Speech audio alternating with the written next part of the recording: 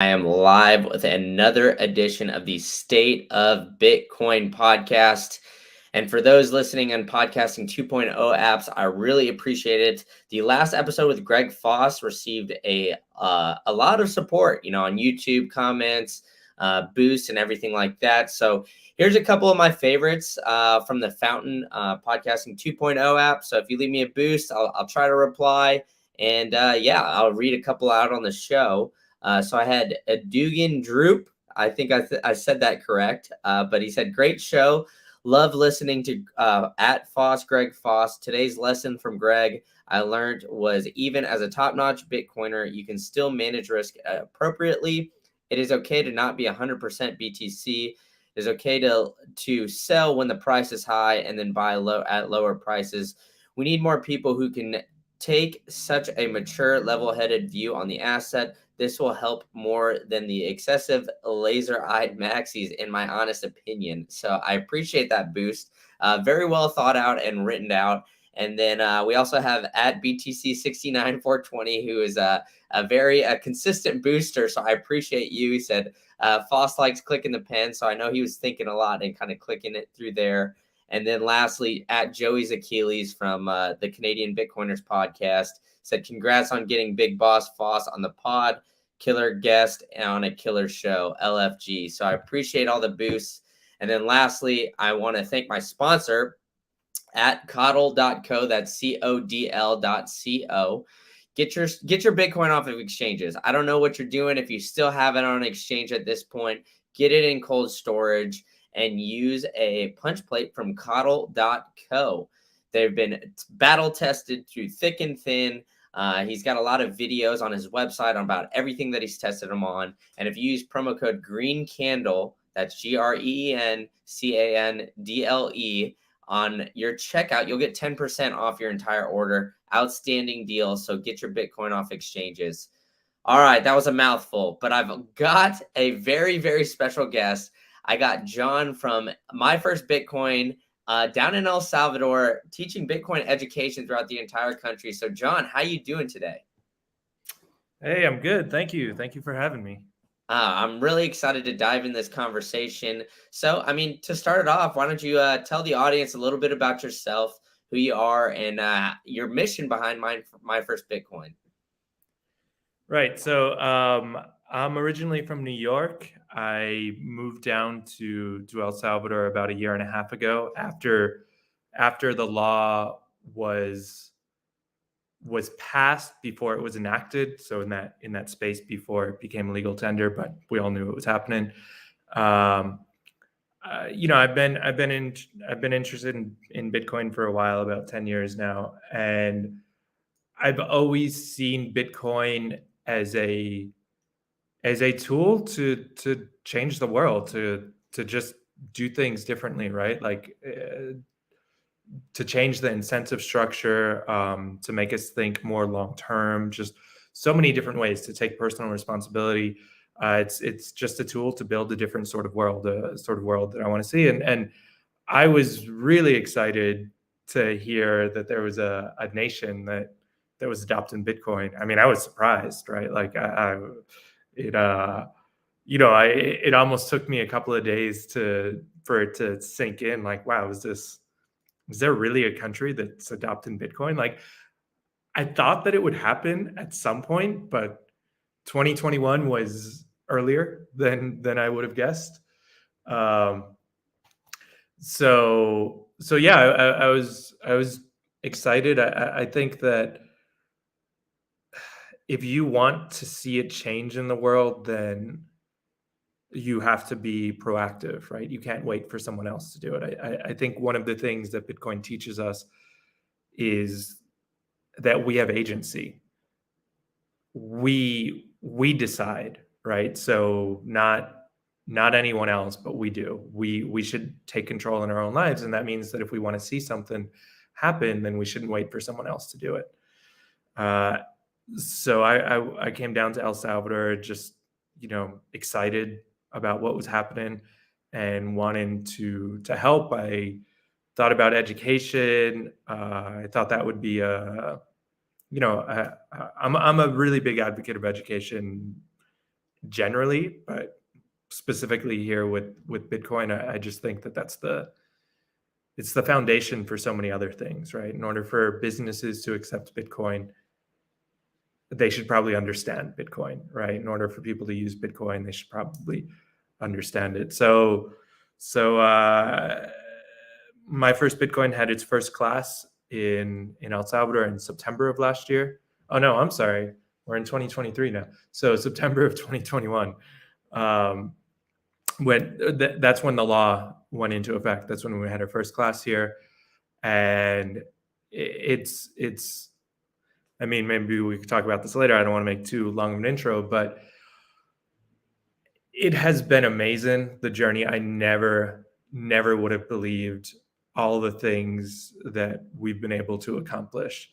If I could look back at the perspective of September 2021, I wouldn't believe where we are now, and that is 100% because of all the people that have joined and like, I'm not a teacher, so the people who are really there in the classrooms and in the streets, like getting the students and teaching them, it's all the supporters, it's people like you just getting us on here to get some more exposure so people learn about what we're doing.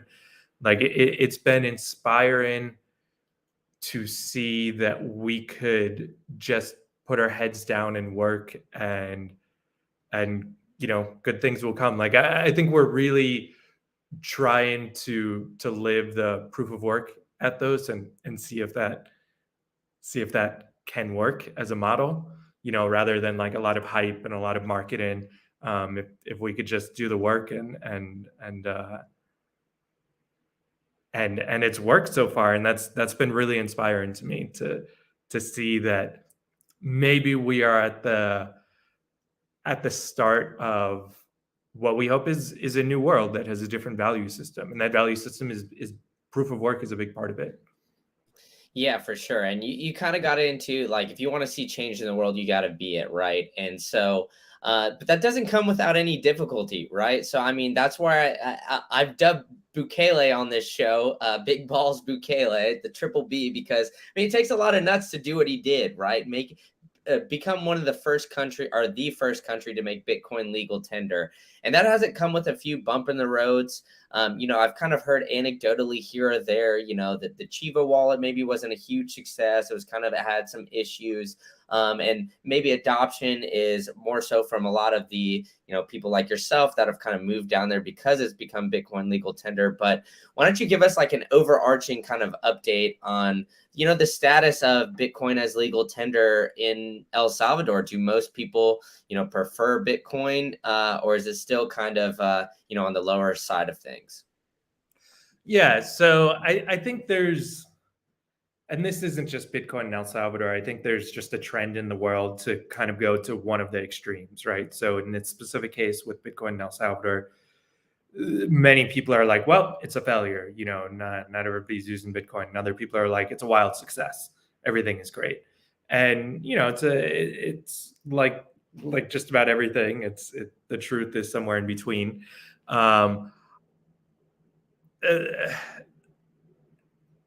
number that I've seen is 20%. There's like 20% adoption here, so 20% of businesses accept Bitcoin. I think that comes from people that have used Bitcoin in the past years, 20%. Which the critique would be, well, 80% isn't using it then. But the reality is that when I arrived here, so I arrived August of 2021, it was Bitcoin Beach existed, and there was pretty good adoption there. But it's not representative of the whole country. It's a town of 2,000 people. Outside of there, like here in the capital, I'm in San Salvador now, which is where I live, and that's by far the largest city in the country. It's the real focal point of the country. Adoption was zero. It was almost literally zero. Like I really looked for Bitcoiners when I first arrived here in the capital, and there weren't any. So to go from 0 to 20% is a lot. That's not to say there isn't a ton more work to do, right? And that's why the narrative, like everything's great, is also problematic for me, because I think that gives the false impression that we don't have to keep, working here, that we don't have to keep pushing the ball up the hill. There's so much to do. I mean, the progress has been really incredible. Also, considering that it's mostly been in a bear market with the price trending down. If the price was trending up, I'm sure adoption would happen faster. That's just the reality. But considering everything, I think, again, if we could take a step back and think a year and a half ago to today, would we be happy with where things are? And I think the answer is definitely yes. There's been a lot of it hasn't been overnight, but the trend is going in the right direction. I think that's the most important thing. Yeah, and you mentioned the price there, right? So I mean, we can't really escape it. As much as Bitcoiners want to say, 1 Bitcoin equals 1 Bitcoin and whatnot, like outsiders looking in always look at the USD price. They've seen it, go from 69K to now we've had a little bit of a run up over 20K or so. But I guess overall, have you seen the adoption kind of increase even in this bear market? Because I mean, Bukele has received some criticism because he's bought in at the times he's bought in, and he's always kind of been like, hey, I'm buying the dip, and we haven't really heard too much of that as of late. But I mean, as an outsider looking in, you see tourism up. You see, I personally never really heard of El Salvador too much. Of course, I knew that it was a country and whatnot, but now I feel like it's in the news all the time, getting a lot of publicity. And it seems to be trending in the right direction. And as far as you're concerned with like education and other things like that, do you see that kind of still, I guess, increasing? Are people starting to see the benefits a little bit more, even in a bear market where maybe like on the outside, it seems like there's a lot of, I guess, negative publicity surrounding Bitcoin and other things like that?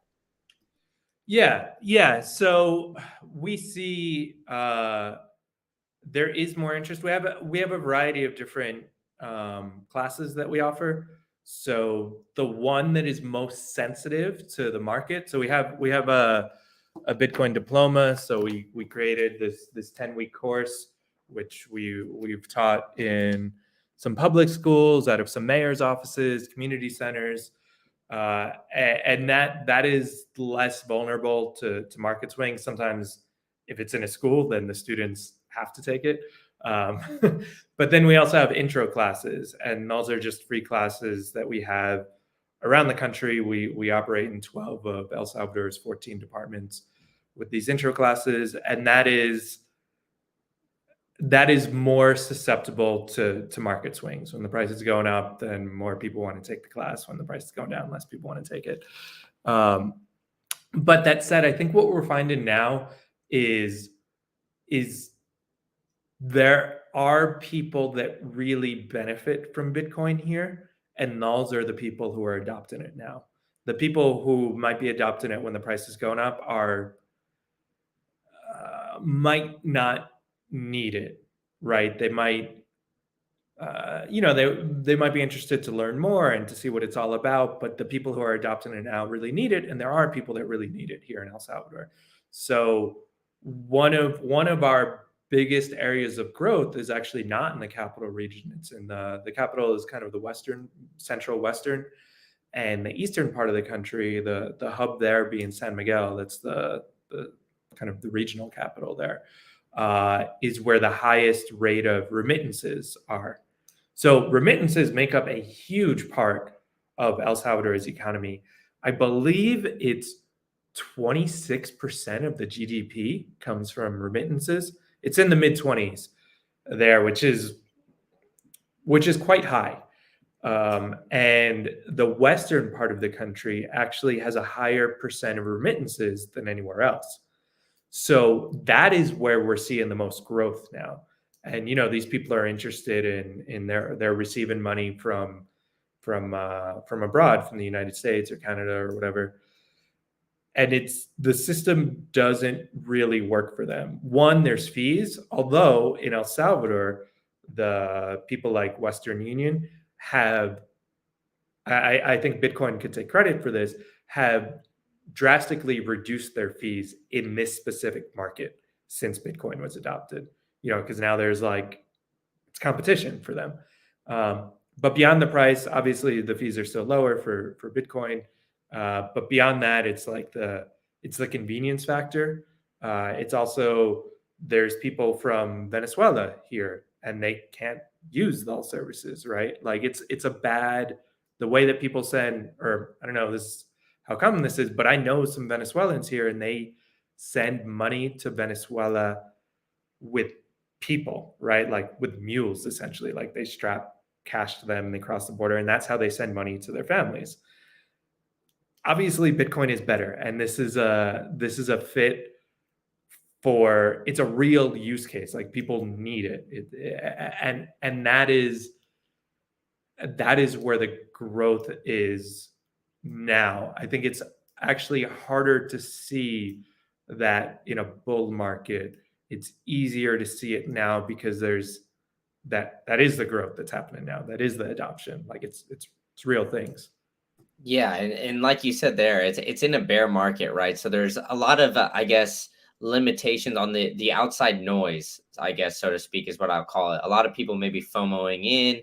It seems like it's a lot more people using it who really need the adoption. And I did look it up while you were talking a little bit, but you were right. You nailed it on the head. 26% of El Salvador's GDP in 2021 was strictly from remittance payments, which I know, like, everybody knows by now, probably the Jack Mahler strike, Bitcoin Beach kind of story coming down and utilizing it that way. But I guess overall, for your vision of, I guess what Bitcoin means to El Salvador, are more people, I guess, using Bitcoin, the network, kind of like the Lightning Network, using it for remittance payments? Or, do you see kind of like a trend towards using Bitcoin, the asset, where people are, maybe pricing things in sats opposed to US dollars?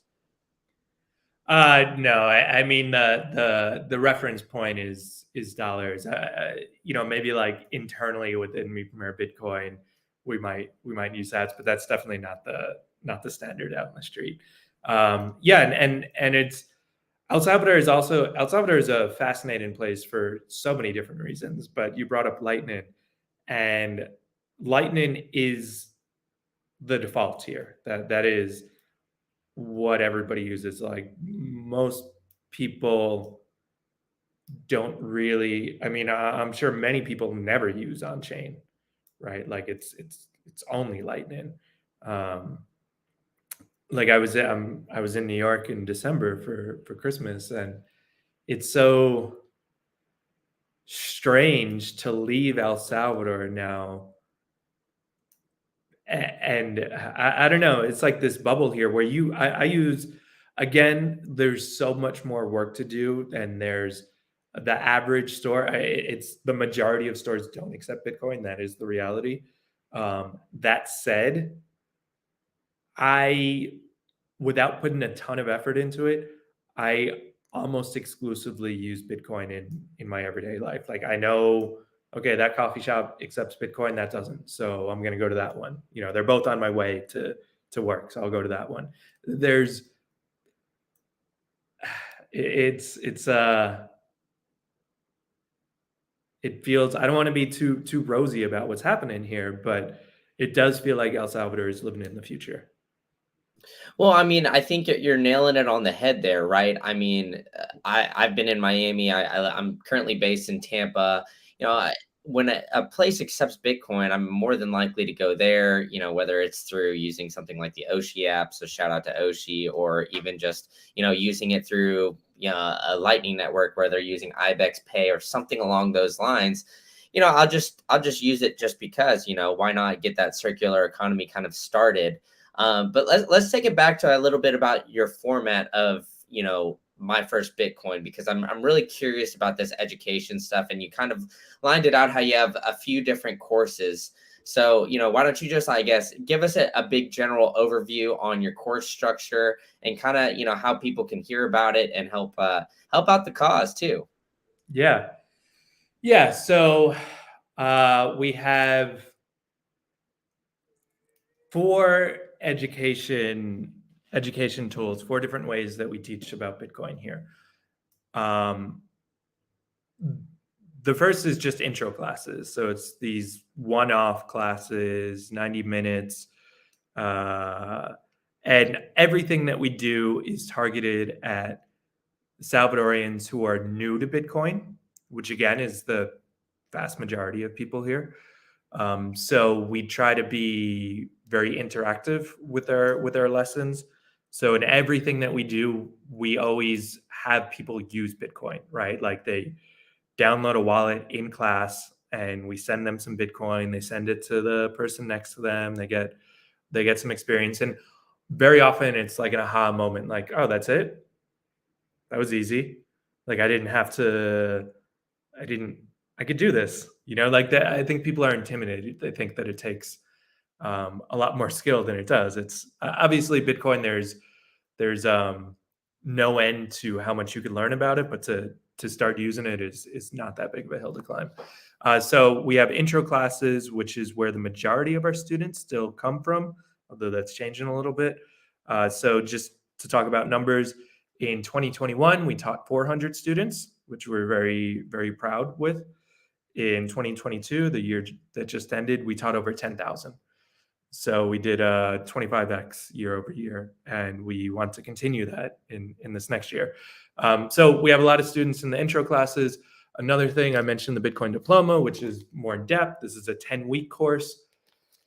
So same concept. It's for people that are at zero. Actually, the first 3 weeks of that is basically just financial literacy. It's what is money? Why is money? How did we arrive at this point? And then we get into Bitcoin. And then we also have meetups. We have monthly meetups. So the last Thursday of the month in San Salvador. I don't know what the format is going to be in San Miguel this year, but also monthly meetups in San Miguel. And then occasionally in other places as well. But the way that we run the meetups is, again, we're targeting Salvadorians new to the space. So we do it in a different place every time because we're trying to encourage businesses to accept Bitcoin. And this is like an incentive for them. It's like, hey, we're going to bring like 100 people that want to spend Bitcoin. Can you accept it? And we'll teach you how. So we often give a class to the staff before we have a meetup at any place that hosts us. So at the meetup, they have to accept Bitcoin and they have to offer a discount for people that pay with Bitcoin. And then we go table to table and we give $5 in sats to everyone that comes to the meetup. And if they're very familiar with Bitcoin, then we just give it to them. Oftentimes those people, especially if they're regulars, they're like, you know what, just give that to the next person. Because that's not really the point for us to give Bitcoin to people who are already Bitcoiners. The point is to oftentimes we sit down at the table, and when we send them Bitcoin, they'll have to download a wallet and we'll answer any questions. Like one of our teachers might end up spending 45 minutes at that table before they move on to the next one. So it's like a mini sort of class. And the idea is that it allows people to make their first transaction, their first purchase with Bitcoin in the real world without risk, right? Like we're not going to give you a coffee or a beer or an appetizer or whatever. We're going to give you enough Bitcoin to cover it, but you actually have to do it. So I see that as like a big casual sort of class. And then we also offer some workshops on more specialized things. We partnered with Seed Signer in November. They came down and they hosted a bunch of classes with us, which was really great. And we're gonna have some classes coming up to help people run their own nodes here. So we do have some workshops that are more advanced, but our real target is to just get Salvadorians off of zero. And we try to do that in a way that is as interactive as possible to make the philosophy being show, don't tell. Yeah, and you lined it out pretty interesting, and I think you guys have really thought this through, right? So you're nailing the consumer, not only the consumer, but also the business owner to try to show them where the incentives lie. And so that's a word I really want to focus on here is incentives, right? So, I think when you lined out the 10-week course, you lined out, hey, like, I got to not only teach a little bit about Bitcoin, but also, how we got here, how the current system doesn't really incentivize them to keep accepting dollars or whatever, whatever currency they want to accept outside of Bitcoin because of, the trials and tribulations that fiat currency has gone through. And so, I guess what is that aha moment for the business owners when you kind of tell them, you line out the incentives for them? Do you ever kind of see that with them? Is there kind of a commonality between them where they, kind of it opens their eyes and you see like visually like, oh, this is the mind blown, like the mind blown emoji kind of moment for all the business owners out there when it really like just clicks. Yeah, well, again, even with business owners, it's easier than most people presume, right? So like there's actually a pretty wide variety of payment processors here, and they're all pretty good. There's one or two that I've used where I'm like, that's not the best one, but BTC Pay Server, IBEX, Bitcoin Beach Wallet, Strike, like they're all pretty easy for businesses to use, and I don't think they realize that. They also, it's pretty standard that they get to decide how much Bitcoin they get from the transaction and how much dollars, and it's just generally, and this is true from the student's perspective, but also from the business owner's perspective, it is easier to use Bitcoin than people think, which is why our philosophy is based around just get people to use Bitcoin the first time, and that is, things become a lot easier after that.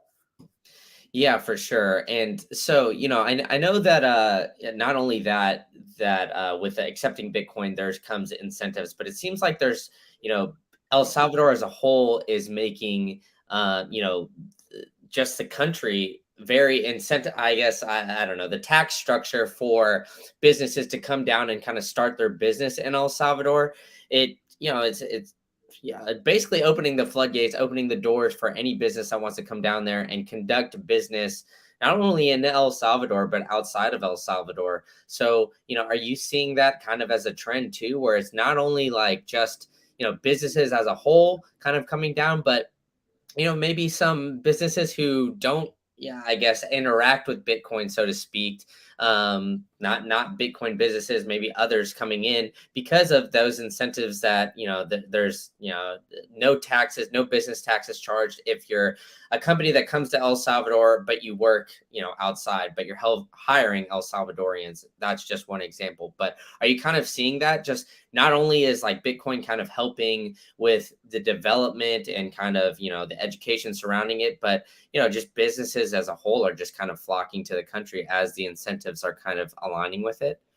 Yeah, there are, and that is something that I think is, despite the bear market, I think that's actually increasing. Like the people that are moving to El Salvador, and I think it's just delayed, right? There's a delay on all that. There's a delay for two reasons. On the government end of things, El Salvador's government adopted Bitcoin, and they deserve a ton of credit for having that vision and sticking to it. But the government here isn't, it's still a big machine, and it takes a long time for things to happen, just like every other government. So they're put in all of the frameworks in now. They weren't, all of the frameworks didn't exist on day one, right? I mean, they're still working on that. So I think that's encouraging people. And again, how I said, I had some disbelief when I heard about El Salvador. I think that's true for a lot of people. Like, is this real? Okay, I'm going to come down and visit for a week before I make a bigger move. But there's a lot of people who are moving here, and I think that's, one of the narratives that El Salvador has effectively changed the narrative about itself, right? Just a few years ago, if you did hear about El Salvador, then it was probably negative. Then it was probably about like gang violence.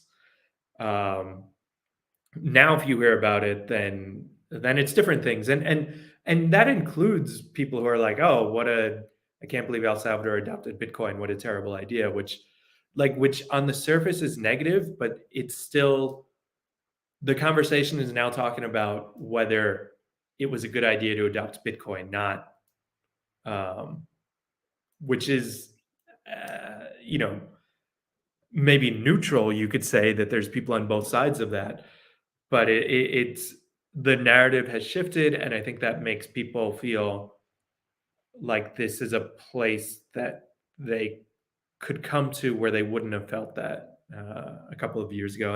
And as time progresses, and it continues to be a place that um, represents an alternative path forward, then I think more and more people will come. Yeah, and I mean, I couldn't agree more. I think like you said, maybe the narrative around it was crime or gang violence, something along those lines. But now people are more talking about it based on the monetary policy, right? Like, was it a good or a bad idea? And then people kind of start to dig into El Salvador as a whole, and then they kind of realize, hey, it's a beautiful country. Maybe I'll go and visit. And I know, like, as Bitcoiners all around the country and all around the globe, a lot more are flocking to El Salvador, just like yourself. So, I really appreciate the great work that you guys are doing out there to try to, not only, I guess, market towards Bitcoiners, but educate the local population about it as well. Because I think, from outsiders looking in, it seems like, that yeah, like you said, it's either a polar opposite. It was a great success or it was like a total failure. There's no real in between. But it takes that step of, developing education and other things like that to kind of help, build it up. And, like you said too, it didn't really have the best reputation before. Like, there's no beating really around the bush. El Salvador was not, this prospering first world country and then just made this wild transition.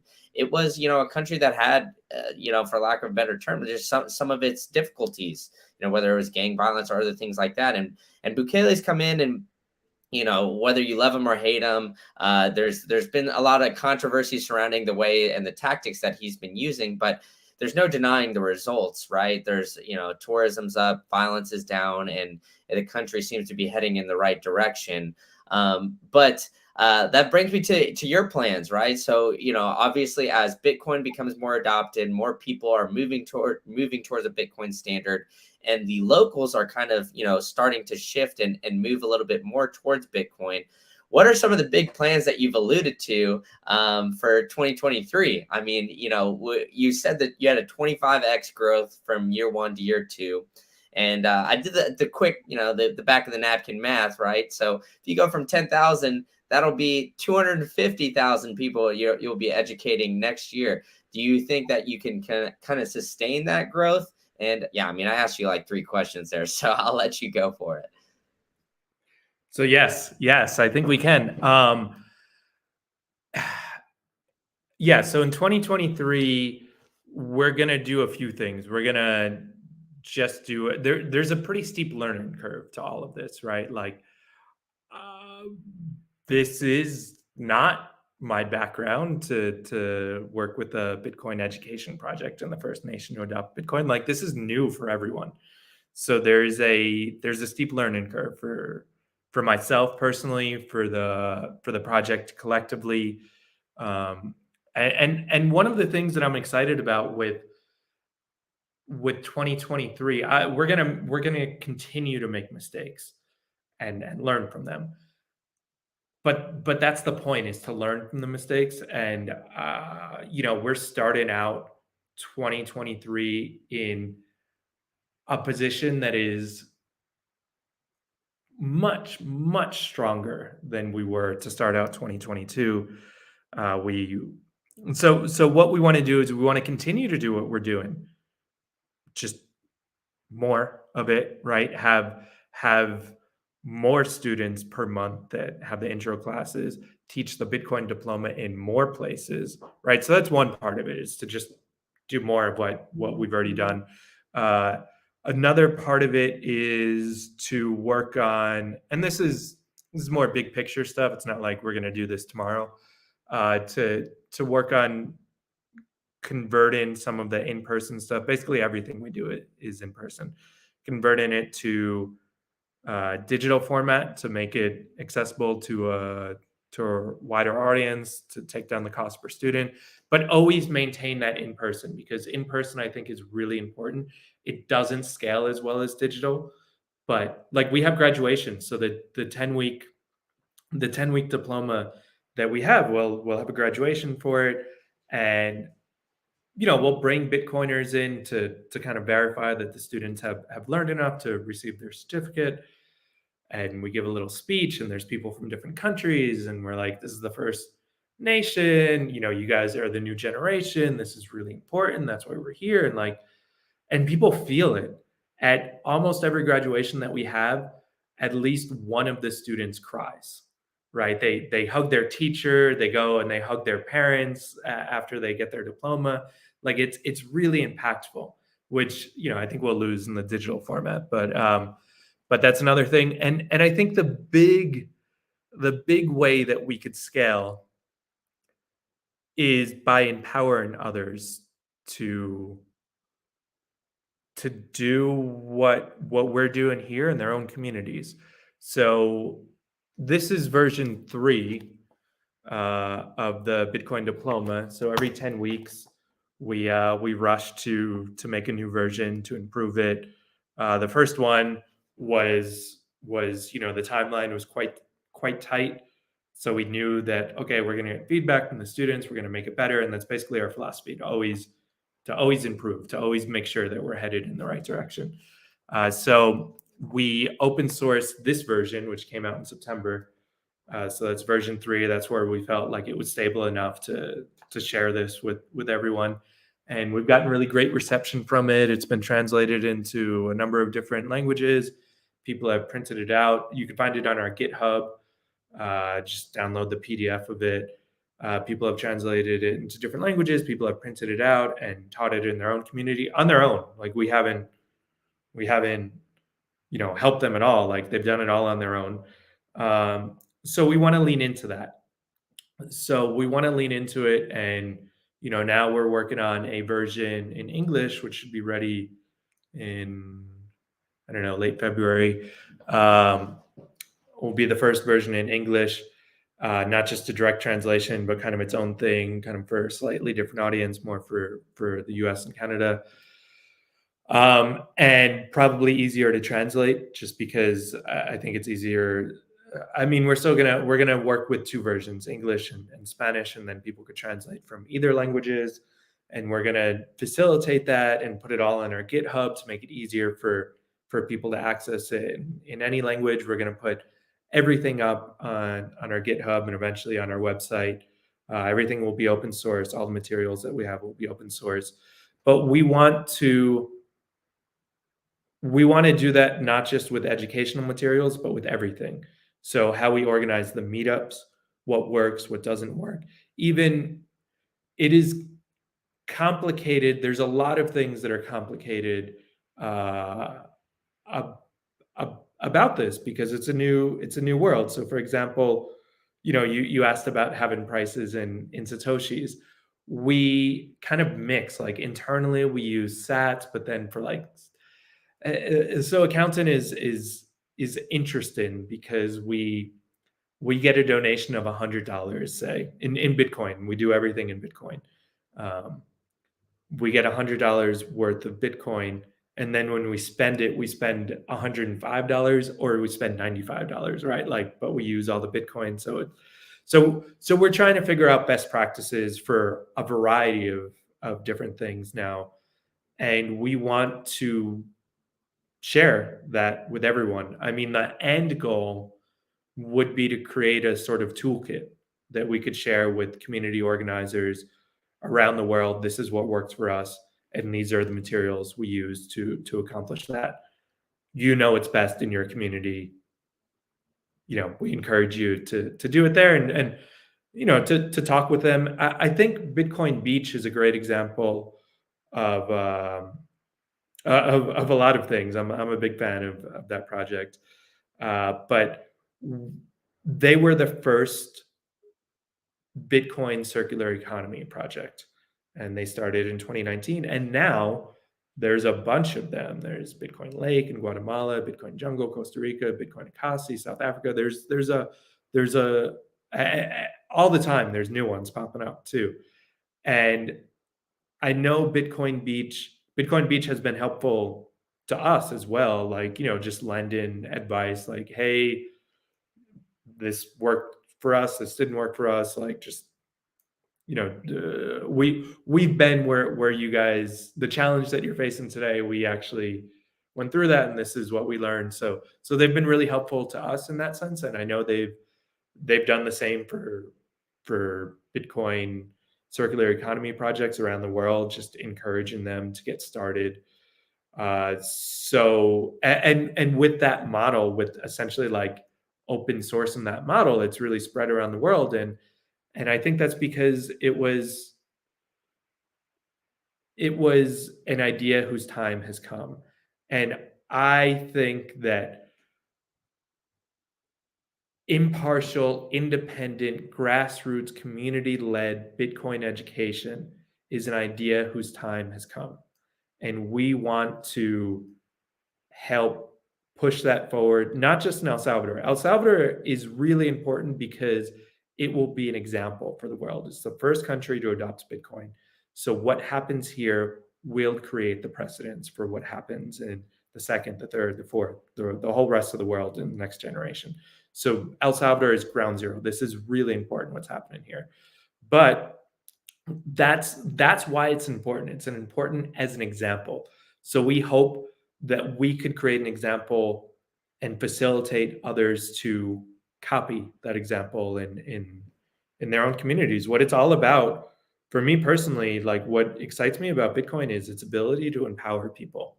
And this is just leaning into that, to not try to control it, but to empower people. And I really like, I'm an idealist, and maybe sometimes too much, but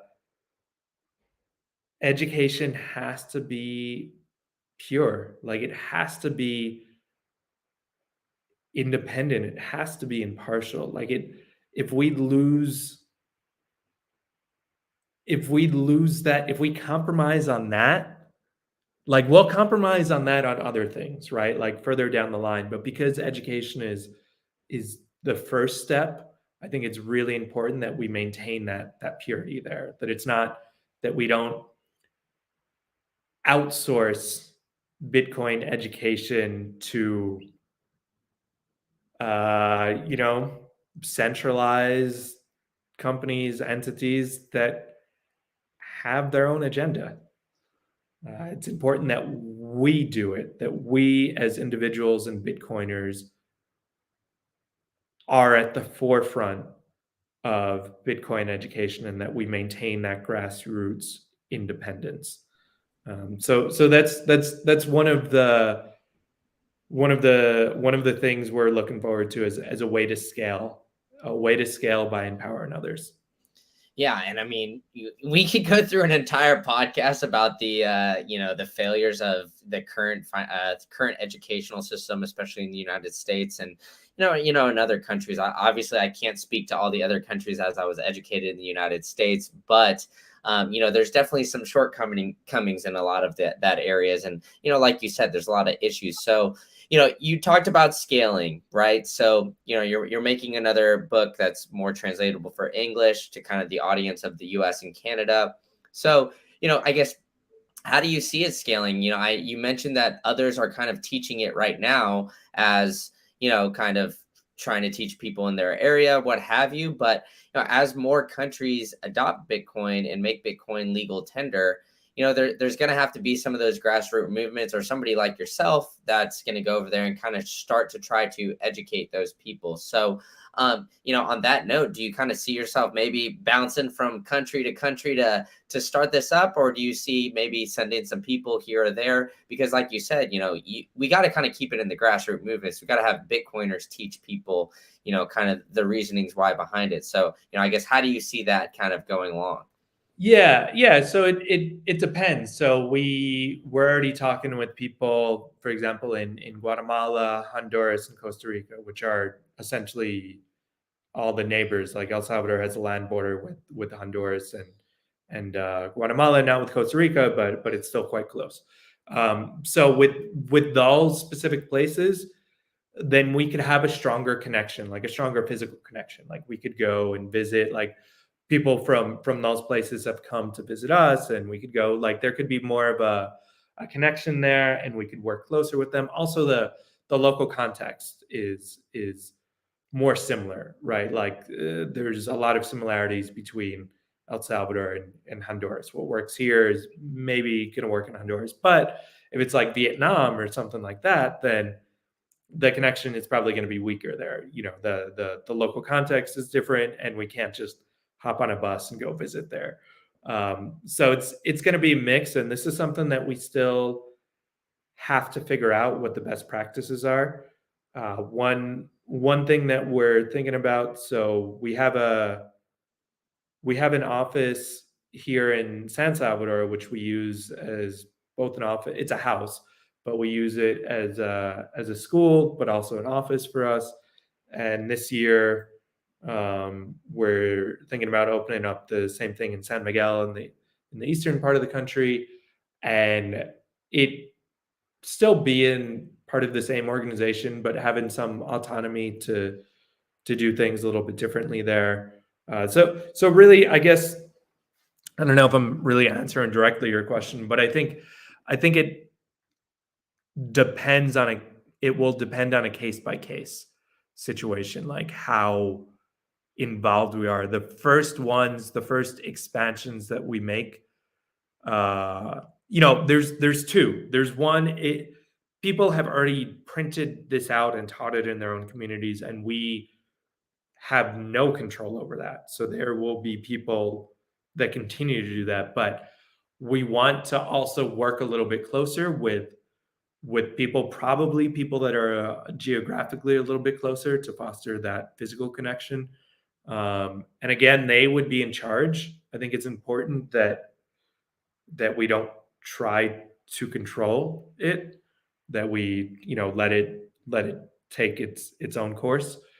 But we'll be more involved with projects that are Honduras, Guatemala. Like that's just easier for us to have a stronger connection. I'm sure we're going to learn a lot of lessons. Like, okay, you know what, we made some assumptions and we tried to control too much or not enough, and like we should have, it's early. It's still quite early. Yeah, and I agree with you here, and it seems like every Bitcoiner kind of has that internal battle, right? Where it's like, all right, do I make it completely open source? Do I centralize it a little bit? Do I centralize it too much? Like, how much is too much, right? Because it's kind of the Bitcoin ethos, right? You want to let it grow and kind of spread organically, like you said. You're bringing the book and you're allowing people to print it out and teach wherever they're at, and people are already doing that. But there's positives and negatives to both, right? So I see you're kind of trying to weigh it all out, but it's obviously too something that you guys can't bite off all yourselves either. As Bitcoin adoption grows, it's going to hit the exponential point where it's just going to be so many people, right? So like so many people are going to have to be learning about Bitcoin, and all these different countries are going to start adopting it. So I guess in 2023, I'm gonna maybe make you call a little bit of a shot here. How much, I guess, Bitcoin adoption do you kind of see, happening this year? Do you think like more countries are going to kind of come on to it? Or do you think it's going to still be kind of the grassroots movement and it's still kind of in that slow, I guess, early stage? Yeah, El Salvador is one of the many things that makes El Salvador a special place. I don't know if it will ever line up for another country the way that it did for El Salvador. Um, they had Bitcoin Beach was like a positive example that the government could look at and be like, okay, it worked there. Let's try to see if it could work on a bigger scale for the whole country. And the President Bukele is very popular here. Like that's whatever the critique is of his methods.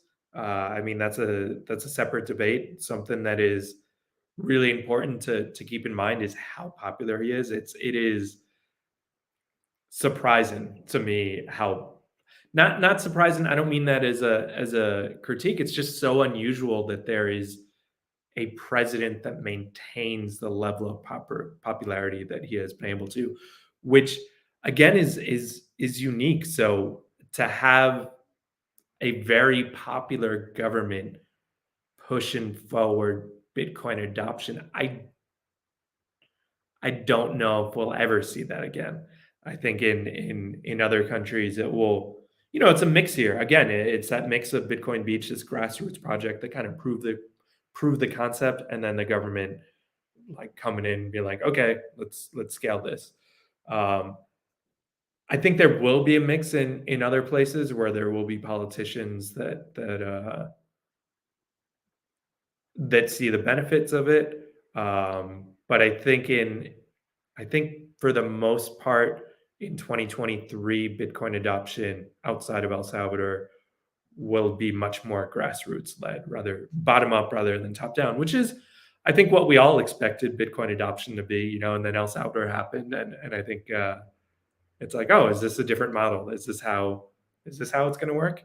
Is this how Bitcoin's going to take over the world? Like through just a method that maybe we didn't anticipate before. I don't think that there's going to be politicians, for the most part, are going to get behind it when the market conditions switch, right? And that's why it's important that there's these grassroots efforts that always work toward this. They don't work towards it when it's convenient. They're like right now is a great time to lay the foundations. So I think this is the year that there's a lot of grassroots adoption in places like Latin America and Africa. I'm much less familiar with the dynamics of Africa, but it sounds like Nigeria is a place where, again, it's not that people want it, it's that people need it there, right? Like it serves a real purpose for people there, and for a variety of other places. So I think this is the year. 2023 is the year that there's grassroots adoption, and maybe 2024 is the year when there's more politicians that see the advantages to it. But this is the year to build from the bottom up. I gotcha, and I mean I get it too, because like 2024 that lines up with the next election in the United States. So I definitely think as that this is a whole separate other conversation, but I think that's going to kind of line up where people are going to see, like we said before, that's where the incentives lie. They want to get more votes. They're going to have to have a stance on Bitcoin, whether it's positive or negative. They're going to have kind of stick their foot on the ground and one. But John, you've been very generous with your time, and I want to give the audience a chance to help you guys out wherever they can. So whether it's spreading the word or donating sats or doing something along those lines, what's the best way somebody in the audience can kind of help you guys out and help you guys figure out complete the mission of educating El Salvadorians about Bitcoin? Yeah. So our mission is to change the world, right? Like El Salvador is the focus, but the objective is the whole world. So it's a big mission, and we need a lot of help with that. As I mentioned before, it is I am one small part in all of this. There's some really, really great people who are on the ground every day doing the work, and that is supported a lot of every class that we have, we lose money on, right? Like all our classes are always free. We don't want to introduce barriers to entry, and they use sats that they keep. So like there's real costs there. So we rely on the community really to support us. We also we do have sponsors, but we also get a lot of donations from the community. So donations from the community are really important for us. People could donate on our webpage. So that's mepremierbitcoin.io or myfirstbitcoin.io. Either of those work, and you could find a way to donate there. We're tax exempt in the US for US citizens. You could write that off. But we need help with everything. It's not just money, right? We need help with expertise. If you are a great marketer, if you are, a lawyer, an accountant, someone that is a specialist in whatever field, we basically need everything. We want to. That's one of the things that we're always looking to do, is always improve, always become more professional. Like that's going to help us scale. Like it started very ad hoc, and we're in the process of just professionalizing everything. So we need your sats, but we also need your expertise, and we need more exposure. So shows like this, just sharing what we're doing. So you could follow us on Twitter and Instagram. It's the same handle. So I don't know if this shows up for the users there, but next to my name, it says myfirstbitcoin_. So that is our handle for both Twitter and Instagram, myfirstbitcoin_. So people should follow us there. And then if you're in El Salvador, then come to a meetup and talk to us and see how we might be able to work together.